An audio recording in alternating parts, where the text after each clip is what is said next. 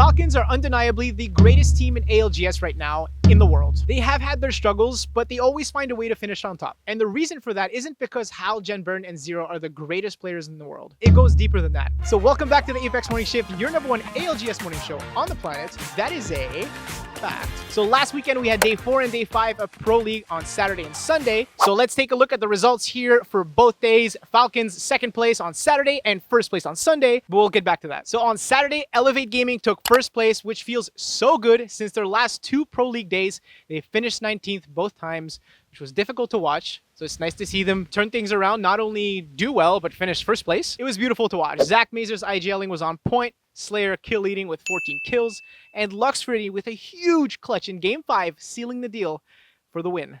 Watch. Falcons are still healthy, so are Eternal, and maybe this turns things around for the teams on the south. Most importantly, Falcons here. Falcons can move in and clean this game up, and should clean this game up. There's a couple of knocks. It's not a full team. It's a case of securing the KP and securing the win now. One more player left alive. Take him out, boys, and call yourself champion, surely. It's dicey. Wait. Imperial, how is the clutch? How has this turned around so much? And how, all of a sudden, he's on the back foot. Falcons had this in the bag, and now Luxford with the knuckle cluster trying to push him away. Popping the Phoenix K and Elevate win. I'm speechless. Absolutely speechless, because you said it. Surely it's comfortable. Surely they get this one done, but Elevate are able to pull that one out of the depths. They pulled it like a rabbit out of a hat, it felt like.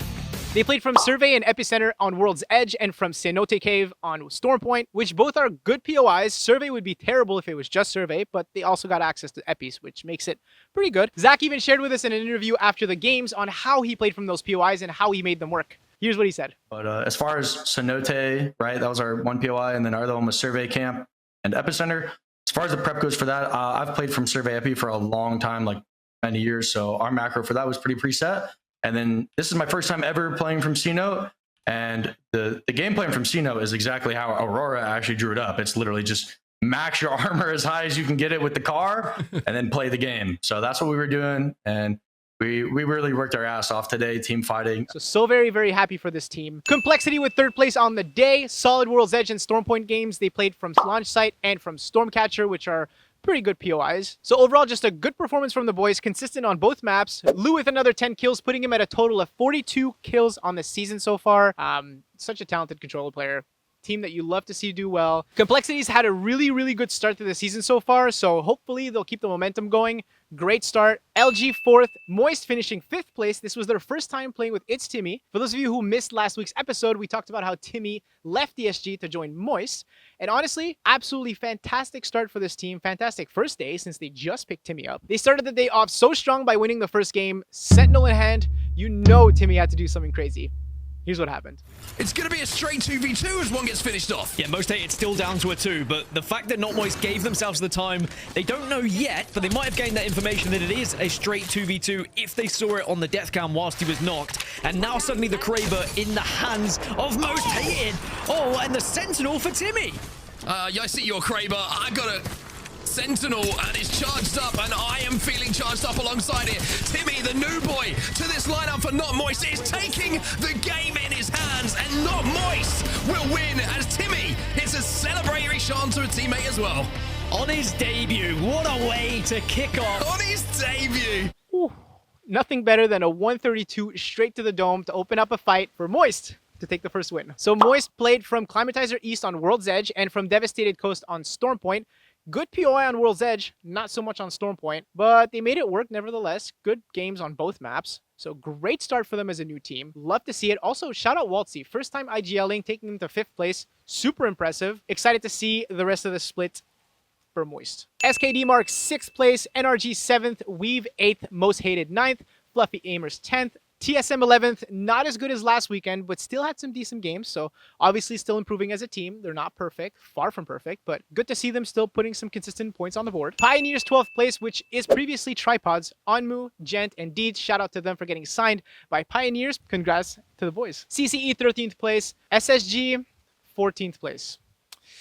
As much as we love beautiful performances, ladies and gentlemen, unfortunately, there are teams that do struggle, and SSG is one of them. 14th place is not where you normally see Space Station Gaming. Another super team. They played from Sky East on World's Edge and from Pylon on Stormpoint. Just some bad decisions and just seemed to be completely out of sync the entire day. But you know, that's okay. They have a pretty good start to the season, so it shouldn't affect them too much. Let's see if they bounce back next weekend. And then on Sunday, Falcons first place, Liquid with second place. Ooh, they've had a huge start to the Pro League season, by the way.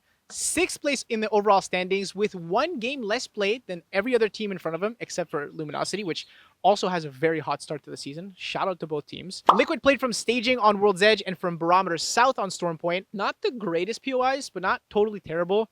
But I'm so happy that they made it work for them. Shout out to the Mexican boys. Vamos! 3rd place Cloud9, 4th place NRG, 5th place Tempr. With a win in Game 1 to start off their momentum. Wow! They played from Big Mod on World's Edge and from Cedo Station on Stormpoint, which are pretty good POIs.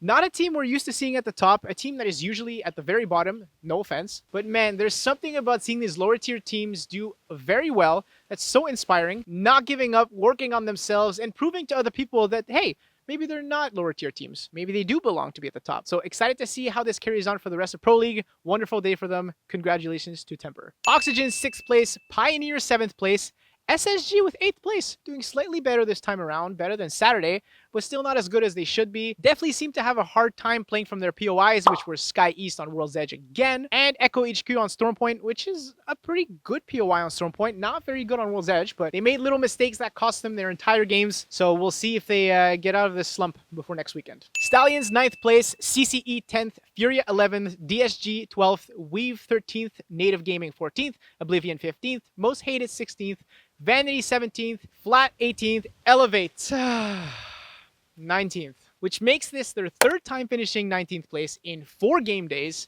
Damn it, dude. First place on Saturday must have felt amazing, but damn it, dude. 19th place on the 2nd day. This is a team that I personally, and I know a lot of you, want to see do well. Zach Mazer, a very decorated IGL. Luxfordy and Slayer have had some complicated pasts, but are players that are so passionate with the game, and they want to succeed, and we want them to succeed, dude. And they played for some pretty good POIs. They played for Mirage on World's Edge and Lightning Rod on Stormpoint. Rough for the boys on Sunday, but great on Saturday, so...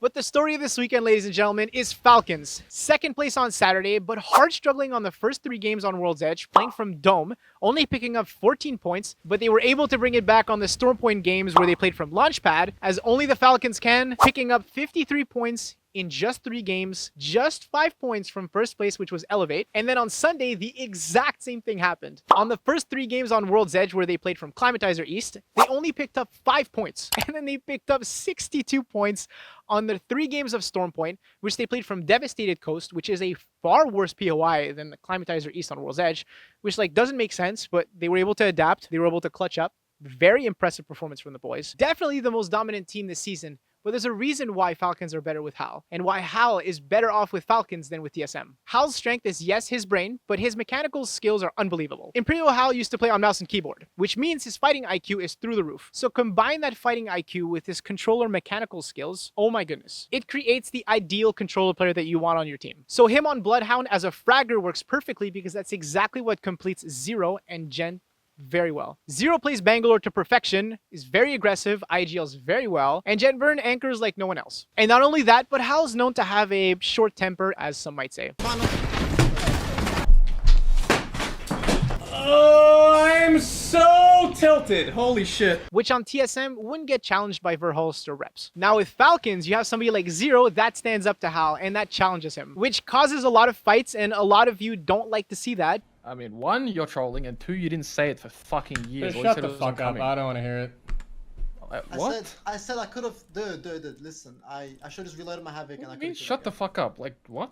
But it's very good for both Hal and Zero. It keeps them tamed, which is really good for the team. It builds chemistry, and it makes them even stronger together, which you love to see. So very, very happy for this team. Excited to see if they manage to keep their lead, by the way, in the overall standings. They're currently first right now by 31 points. Oh my goodness. 2nd place is NRG. And then you can see on screen here, you can take a look at the other 28 teams. And next weekend, we have Group B versus C on Saturday and Group A versus B on Sunday at 6 p.m. Eastern Standard Time. So that's pretty much it for today's episode of the Apex Morning Shift, your #1 ALGS morning show on the planet. I hope you enjoyed it, and if you did, make sure to turn the notifications on. New episode every Tuesday. I will see you guys next week. Like and subscribe.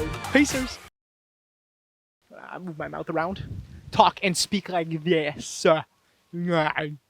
Ay, ay, ay, ay, ay, ay, ay.